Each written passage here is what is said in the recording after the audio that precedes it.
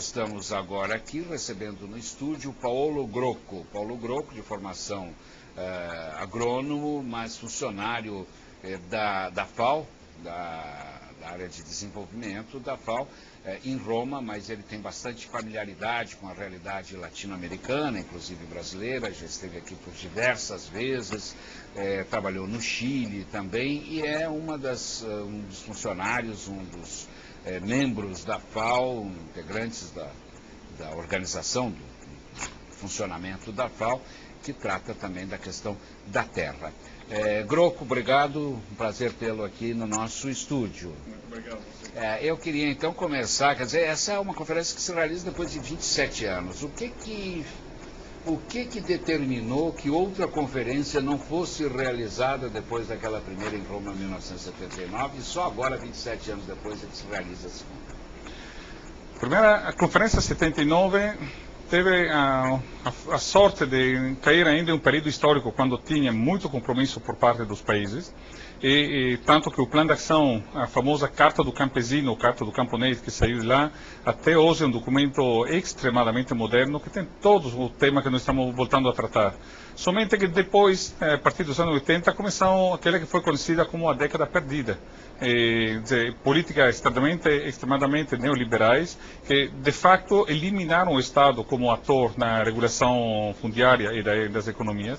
Assim que foi somente quando esse período passou, a partir do final dos anos 80, e paradoxalmente ajudou muito também a caída do Muro de Berlim e a desaparição da União Soviética, porque de facto liberou, contrariamente a algumas expectativas, muita demanda constrangida por parte daquele regime, e muitos países voltaram a reconhecer que tinham problema de terra.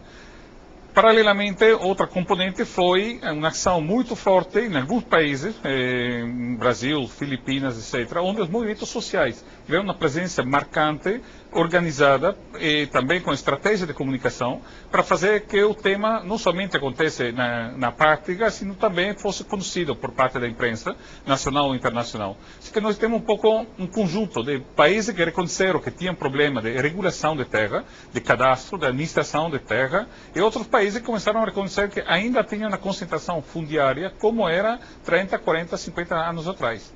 Daí surgiu progressivamente a conscientização que era bom de dar uma sentada, começar a reapresentar um pouco as situações dos distintos países, e com iniciativa dos países, dos carros-chefe, Brasil, Filipinas, foi proposto à FAO de voltar a assumir esse tema, que na prática a FAO já estava assumindo, mas no nível político tinha um pouco desaparecido. O diretor-geral da FAO agradeceu a proposta, porque na verdade já estava também na cabeça dele. Assim que ele indicou um caminho institucional que podemos dizer pesado, porque passou pela aprovação do Comitê da Agricultura, de um conselho no junho do ano passado, e depois na conferência no mês de novembro. Coisa que não é normal, vamos dizer, em todas as conferências. É para indicar que foi uma conferência realmente muito importante politicamente para nós. Sim. Agora, você acabou de relatar que nesses 27 anos, apesar das conclusões do documento de Roma em 1979, ser um documento, digamos, progressista, importante, válido, o que determinou a não efetivação do diploma foi realmente a realidade encontrada nesse período todo. Mas agora, quer dizer, já há, pelo que sinaliza a declaração do diretor-geral da ONU esta manhã, né, do Diouf, de que é necessária a retomada do discurso da reforma agrária, do desenvolvimento sustentável. Quer dizer, o que vai fazer com que isso novamente não fique no discurso? Bom, número um, temos que lembrar que a palavra reforma agrária foi historicamente, pelo menos nos últimos 40 anos, muito associada a uma cor política. E evidentemente que deu uma carga ideológica que não gostava necessariamente a todos os atores. Hoje em dia, é um esforço grande que vários dos atores, não somente a FAO, estão fazendo, é fazer que o tema da reforma agrária e do desenvolvimento rural volte a ser um tema que pode ser tratado dentro do contexto do debate do desenvolvimento econômico, do desenvolvimento social, ecológico, e sem prejuízo de tipo ideológico. Quando a gente olha historicamente os exemplos melhor sucedidos de reforma agrária, não esquecemos que foram implementados nos países asiáticos, por parte dos Estados Unidos, no Japão, no Taiwan, na Coreia do Sul. Ou seja, são temas que é possível tratar fora da contingência ideológica.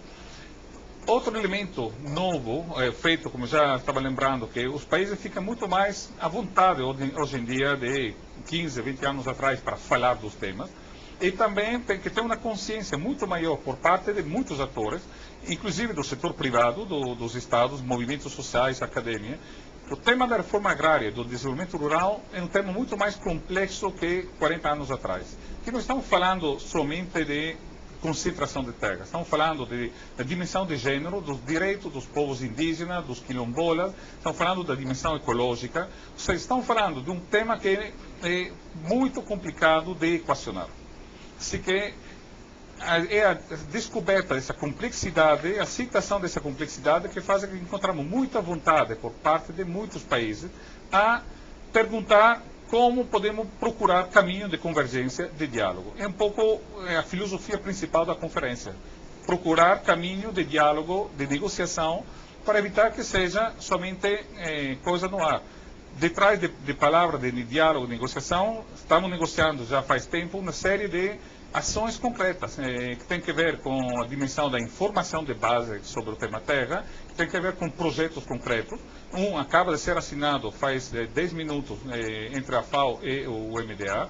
Tem outro que está sendo anunciado nos próximos dias. Assim que temos certeza que, quer dizer, mesmo com o recurso próprio da FAO, estamos começando a mostrar no imediato, depois da conferência, que a vontade realmente não seja somente palavras. Agora, pois é, mas esse avanço na causa da reforma agrária não tem que passar necessariamente por uma neutralização do poder da Organização Mundial do Comércio? O tema é complicado, né? Como vocês sabem, esse tema fica fora da agenda dessa conferência. Mas não é central isso?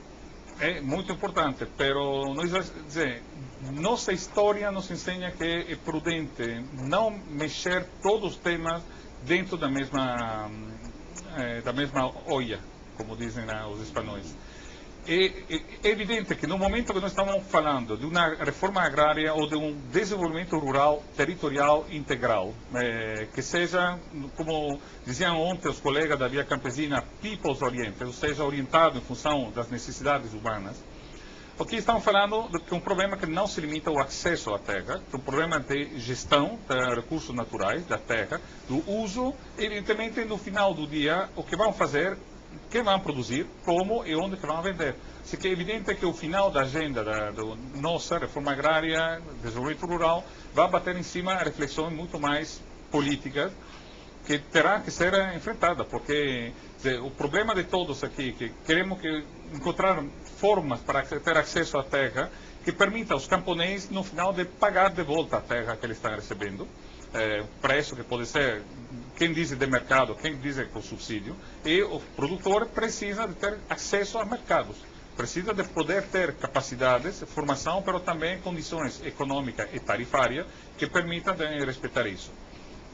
Sin embargo, porém disso, não esquecemos que não estamos falando da terra como um asset econômico somente.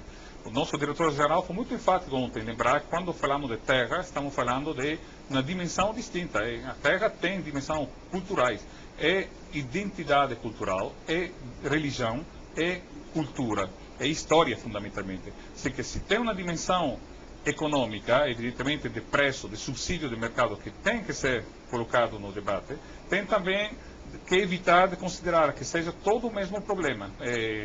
Não será assim. Não é o mesmo problema. Tem políticas diferenciadas, diversificadas por grupos, por tipo de ambiente e por países. Bom, eu queria também perguntar, já agora nesse primeiro dia efetivamente da conferência, na avaliação da FAO, a participação, a afluência de delegações era o esperado, estava dentro da expectativa, superou, está aquém? Qual é a avaliação que a FAO faz desse primeiro momento da conferência? Se falamos do tempo que tivemos para organizar a conferência, comparado com os anos que foram disponibilizados para organizar aquele 79, estamos falando de 8 anos comparado com 8 meses. Nós tínhamos, honestamente, uma expectativa muito menor. Achávamos que não iam por mais de 50 países que iam participar com delegações importantes. Temos mais de 80 hoje em dia. Assim que estamos contentes. Na verdade, que mostra que estamos contentes porque, por um lado, mostra a importância do tema. Por outro lado, no mesmo tempo, teríamos sido ainda mais felizes se o problema tivesse saído da agência mundial, no sentido de dizer que o tema da concentração tinha sido resolvido. Se tantos países estão aqui representados, com vontade, aproximando-se um ou outro, falando conosco, etc., porque o problema é realmente muito importante ainda, é muito diversificado, e não vai ser fácil de encontrar uma saída comum. Por isso que nós falamos sempre, humildade, diálogo, procura com apoio técnico de soluções diversificadas em função das realidades locais. Paulo Grocco, muito obrigado por sua participação na nossa cobertura que fazemos ao vivo diretamente de Porto Alegre. Certamente teremos outras oportunidades até o final do encontro.